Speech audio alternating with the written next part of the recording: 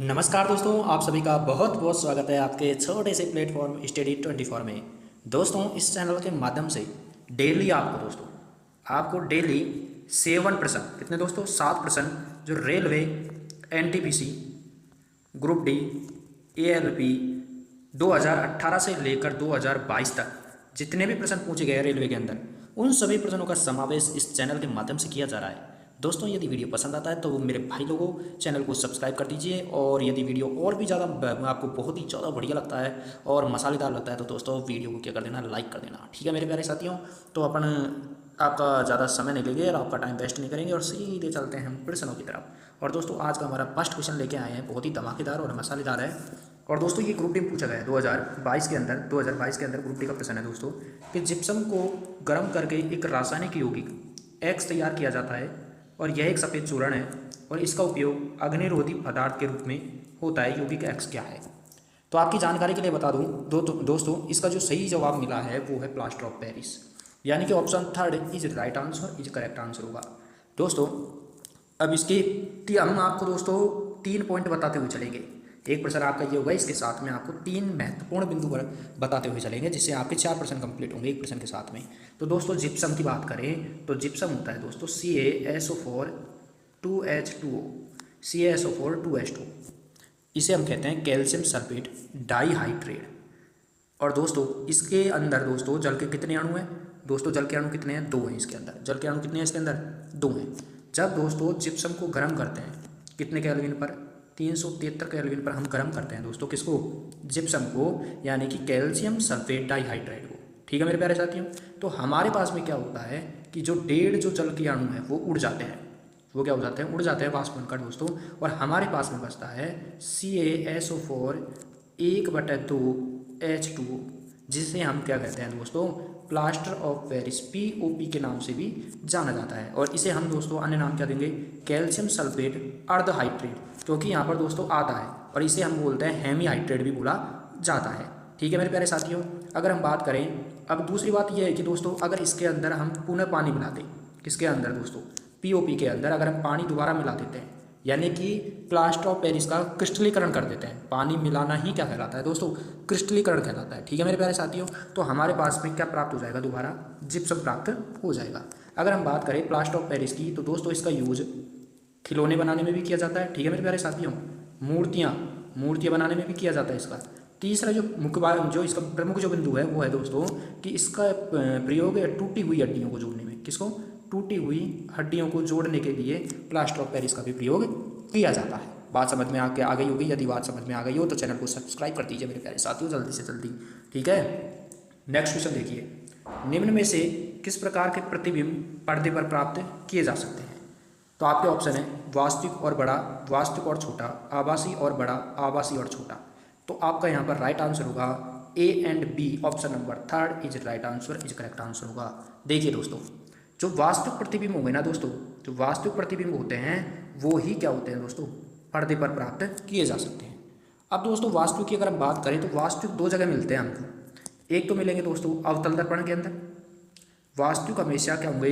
अवतल दर्पण के द्वारा बनाया जाता है वास्तविक प्रतिबिंब। और एक अवतल दर्पण का उल्टा होता है, हम उसे कहते हैं उत्तल लेंस। क्या बोलेंगे दोस्तों?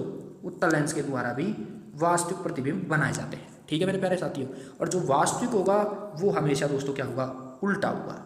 वास्तविक होगा जो हमेशा, जो वास्तविक जो प्रतिबिंब होगा मेरे प्यारे साथियों, वो उल्टा प्रतिबिंब होगा। बात समझ में आ गई होगी? तो अवतल दर्पण द्वारा वास्तविक और उल्टे बनाए जाते हैं, और उत्तल लेंस के द्वारा भी वास्तविक और उल्टे बनाए जाते हैं। आपकी जानकारी के लिए यहाँ पर बता दिया जाता है कि अवतल दर्पण की जो दोस्तों फोकस दूरी होती है वो नेगेटिव होती है, और उत्तल लेंस की जो फोकस दूरी होगी वो हमेशा क्या होगी दोस्तों? पॉजिटिव होगी। बात समझ में आ गई होगी? सारी जितनी भी टोटल चीज़ें होती है वो सब कुछ चेंज हो जाती है अवतल दर्पण और उत्तल लेंस में दोस्तों, लेकिन जो फोकस दूरी होती है जो फिक्स होती है दोस्तों, फोकस दूरी क्या होती है? फिक्स होती है। जैसे अवतल दर्पण की फोकस दूरी नेगेटिव है तो दोस्तों अवतल लेंस में जाके दोस्तों ये चेंज नहीं होगी। ठीक है, अवतल लेंस की फोकस दूरी भी क्या होगी दोस्तों? नेगेटिव होगी। तो देखिए, ध्यान दीजिए यहाँ पर कि जो वास्तविक जो प्रतिबिंब होंगे दोस्तों वो पर्दे पर प्राप्त किए जाते हैं। ठीक है मेरे प्यारे साथियों, और वास्तविक जो प्रतिबिंब बनते हैं जो अवतल दर्पण के द्वारा और उत्तल लेंस के द्वारा बनाए जाते हैं। ठीक है, तो वास्तविक होंगे जो उल्टे होंगे, हमेशा ध्यान दीजिए। और जो आभासी होंगे, यहाँ पर ध्यान दीजिए दोस्तों, जो आभासी प्रतिबिंब होते हैं वो हमेशा क्या होते हैं दोस्तों? सीधे होते हैं। क्या होते हैं? सीधे होते हैं। ठीक है, और वास्तु प्रतिबिंब हमेशा क्या होगा दोस्तों, उल्टा होगा। वास्तु प्रतिबिंब हमेशा क्या होगा, उल्टा होगा। और आभासी प्रतिबिंब हमेशा सीधा होगा। अवतल दर्पण की फोकस दूरी नेगेटिव होगी, उत्तल लेंस की जो फोकस दूरी हमेशा क्या होगी, पॉजिटिव होगी। ठीक है मेरे प्यारे साथियों, नेक्स्ट क्वेश्चन की तरफ चलते हैं। निम्नलिखित में से किस यौगिक का उपयोग श्वेत श्याम फोटोग्राफी में किया जाता है। यहाँ पर ध्यान दीजिए दोस्तों मेरे प्यारे साथियों, इसका जो सही जवाब होगा वो होगा option number 4 is right answer, is correct answer होगा। ठीक है मेरे प्यारे साथियों, अब यहाँ पर देखिए दोस्तों कि जो सिल्वर क्लोराइड और सिल्वर ब्रोमाइड की अगर हम बात करें, इसकी सिल्वर क्लोराइड और सिल्वर ब्रोमाइड की यदि हम बात करें, तो यहाँ पर क्या होगा दोस्तों कि जो AgCl है सिल्वर क्लोराइड दोस्तों, ठीक है मेरे प्यारे साथियों, तो इसको अगर क्या करें दोस्तों, जो सिल्वर जो क्लोराइड है दोस्तों, ये प्रकाश के माध्यम से, किससे दोस्तों, प्रकाश से दोस्तों, क्या करता है दोस्तों, प्रकाश को में यदि इसको रख देते हैं तो ये क्या हो जाता है, अपघटित हो जाता है दोस्तों। अपघटित हो जाता है, इसका अर्थ क्या होता है दोस्तों, पहले ये श्वेत कलर का होता है, कौन से कलर का होता है, श्वेत कलर का होता है। तो प्रकाश की यदि उपस्थिति में रख देते हैं तो ये कौन से कलर का हो जाएगा, धूसर कलर का हो जाता है। कौन से कलर का हो जाएगा, फिर ये धूसर कलर का हो जाएगा। इसलिए हमें गहरे काले रंगों में, गहरे काले रंगों की बोतलों में इसको हम क्या करते हैं, रखते हैं। ठीक है मेरे प्यारे साथियों, और जब प्रकाश की उपस्थिति में अपघटित होकर क्या बना लेता है दोस्तों, ये बना लेता है 2Ag प्लस क्लोरीन गैस। क्या बना लेगा, 2Ag प्लस क्लोरीन गैस बना लेंगे। और इसको बैलेंस करने के लिए हम यहाँ पर क्या लगा देंगे, 2 लगा देंगे। मेरे प्यारे साथियों समझ में आ गई होगी।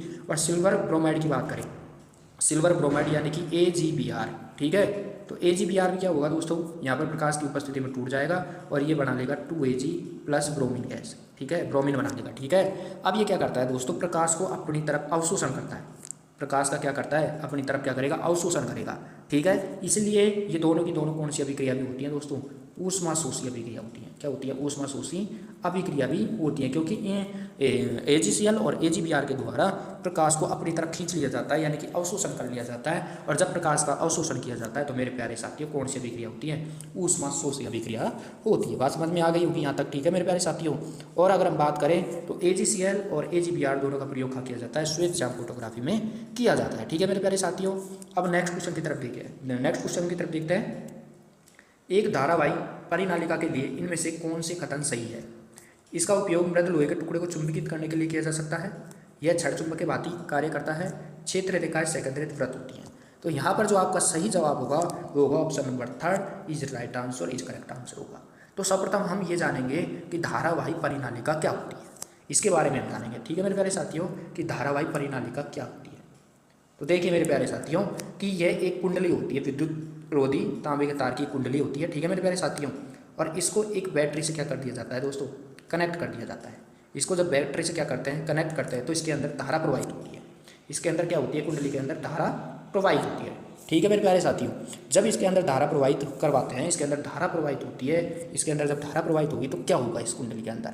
इस कुंडली के अंदर दोस्तों 2 या 3 चीज़ें हमको देखने के लिए मिलेंगी। वो ये देखने के लिए मिलेगी दोस्तों कि इस कुंडली में जितना ज़्यादा दोस्तों करंट देंगे इस कुंडली को, उतना ही ज़्यादा चुंबकीय क्षेत्र प्रबल हो जाएगा इसके अंदर।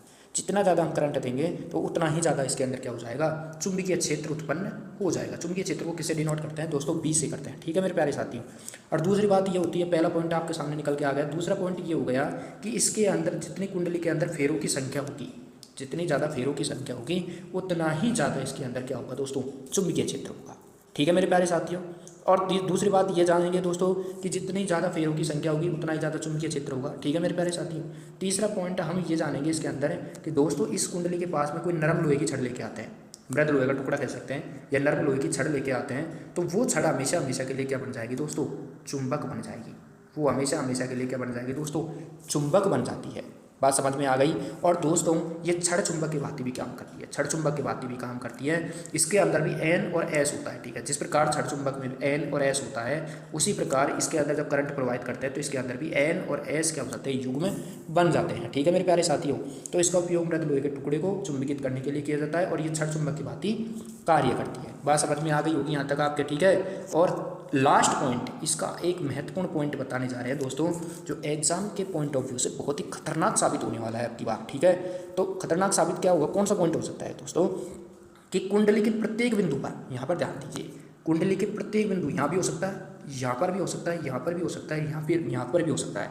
कुंडली के प्रत्येक बिंदु पर क्या होता है दोस्तों, चुंबकीय क्षेत्र क्या होगा दोस्तों, समान होगा। ऐसा नहीं है कि N और S की तरह दोस्तों, कि यहाँ पर N और S की सिरों के मध्य, सिरों पर क्या होता है, चुंबकीय क्षेत्र प्रबल होता है और बीच में दोस्तों क्या होता है दोस्तों, कमजोर होता है। लेकिन यहाँ पर ऐसा नहीं होता, यहाँ पर प्रत्येक बिंदु पर चुंबकीय क्षेत्र क्या होगा दोस्तों, समान होगा। नेक्स्ट क्वेश्चन की तरफ देखते हैं दोस्तों, निम्नलिखित में से कौन एक समतापी प्राणी है। तो सर्वप्रथम हम ये जानेंगे कि दोस्तों समतापी प्राणी क्या है। समतापी प्राणी क्या है दोस्तों, सम का मतलब समान और तापी का मतलब तापमान। जितने भी प्राणी हैं दोस्तों उनका स्थान के अकॉर्डिंग मतलब कहीं पर भी चले जाए, कोई भी प्राणी हो वो कोई से भी स्थान पे जाए तो उसका टेम्परेचर हमेशा समान होना चाहिए। ऐसा नहीं है कि हिमाचल प्रदेश गया तो टेम्परेचर कुछ अलग हो गया और दोस्तों रेगिस्तान में गया तो उसका टेम्परेचर अलग हो गया, ऐसा नहीं होना चाहिए दोस्तों। तो ऐसा नहीं होगा, उसे ही हम क्या बोलते हैं, समतापी प्राणी बोलते हैं दोस्तों। अब समतापी जो प्राणी होते हैं उसके अंदर आते हैं दोस्तों पक्षी और स्तनधारी। पक्षी और स्तनधारी दोनों किसके अंदर आते हैं दोस्तों, समतापी प्राणी के अंदर आते हैं। समतापी प्राणी यानी कि पक्षी यदि हिमाचल प्रदेश चले जाए, पक्षी यदि रेगिस्तान में चले जाए तो उसका टेम्परेचर कभी चेंज नहीं होता, ठीक है दोस्तों। और मनुष्य की अगर हम बात करें, मनुष्य अगर हिमाचल प्रदेश चले जाए और रेगिस्तान में चले जाए तो भी उसके शरीर का टेम्परेचर चेंज नहीं होता। जैसे मान लीजिए उस मनुष्य के जो टेम्परेचर होता है वो होता है 37 डिग्री सेल्सियस, तो हिमाचल प्रदेश में भी 37 डिग्री सेल्सियस होगा और रेगिस्तान में चले जाएगा तभी भी उसका 37 डिग्री सेल्सियस ही होगा, ठीक है मेरे प्यारे साथियों। और पक्षी और स्तनधारी समतापी प्राणी की दोनों समतापी प्राणी के अंदर आते हैं। अगर दोनों बात करें दोस्तों इनके कक्षकों की संख्या तो कितनी होती है दोस्तों, 4 होती है। कितनी होती है, 4 होती है। पक्षी और स्तनधारी के अंदर जितने भी आते हैं उनके कक्षकों की संख्या हमेशा क्या होती है, 4 होती है, यानी कोष्ठों की संख्या होती है, ठीक है मेरे प्यारे साथियों। नेक्स्ट क्वेश्चन की तरफ मूव करते हैं सीधे। प्रोटियम में कितने न्यूट्रॉन मौजूद होते हैं। तो दोस्तों हाइड्रोजन की अगर हम बात करें, यहाँ पर ध्यान दीजिए कि हाइड्रोजन के 3 समस्थानिक होते हैं, ठीक है मेरे प्यारे साथियों, प्रोटियम, ड्यूटेरियम और ट्राइटियम दोस्तों। इसका सूत्र होता है 1H1 और इसका होता है 1H2 और इसका होता है 1H3, ठीक है मेरे प्यारे साथियों। हाइड्रोजन के कितने समस्थानिक, 3 समस्थानिक, प्रोटियम, ड्यूटेरियम और ट्राइटियम। इसका सूत्र होता है 1H1, 1H2 और 1H3। अब इसके अंदर दोस्तों हम बात करें न्यूट्रॉनों की संख्या की, तो न्यूट्रॉनों की संख्या निकालने के लिए ऊपर माइनस नीचे करते हैं। तो 1 - 1 करेंगे दोस्तों 0, यहाँ पर 2 - 1 करेंगे तो क्या आएगा 1 और यहाँ पर 3 - 1 करेंगे तो 2, ठीक है मेरे प्यारे साथियों। अगर पूछ रहा है यहाँ पर प्रोटियम में न्यूट्रॉनों की संख्या तो 0, जो option number 4 is right answer, is correct answer है। अगर पूछ लेता ड्यूटेरियम में न्यूट्रॉनों की संख्या 1 होती है और ट्राइटियम में न्यूट्रॉनों की संख्या क्या होती है दोस्तों, क्या होगी, 2 होगी। और हाइड्रोजन की अगर हम और बात करें तो हाइड्रोजन दोस्तों क्या होती है, अधातु होती है। हाइड्रोजन क्या होती है दोस्तों, अधातु होती है। बात समझ में आ गई होगी यहाँ। तो सीधा नेक्स्ट क्वेश्चन की तरफ चलते हैं दोस्तों बिना देरी किए हुए। इकोलॉजी शब्द किसने गढ़ा है, इकोलॉजी शब्द किसने गढ़ा है, तो आपका सही जवाब होगा हैक्कल। तो option number D is right answer, is correct answer होगा। इस प्रकार की वीडियो देखने के लिए चैनल को अभी सब्सक्राइब कीजिए। थैंक यू, धन्यवाद, मिलते हैं नेक्स्ट वीडियो के साथ।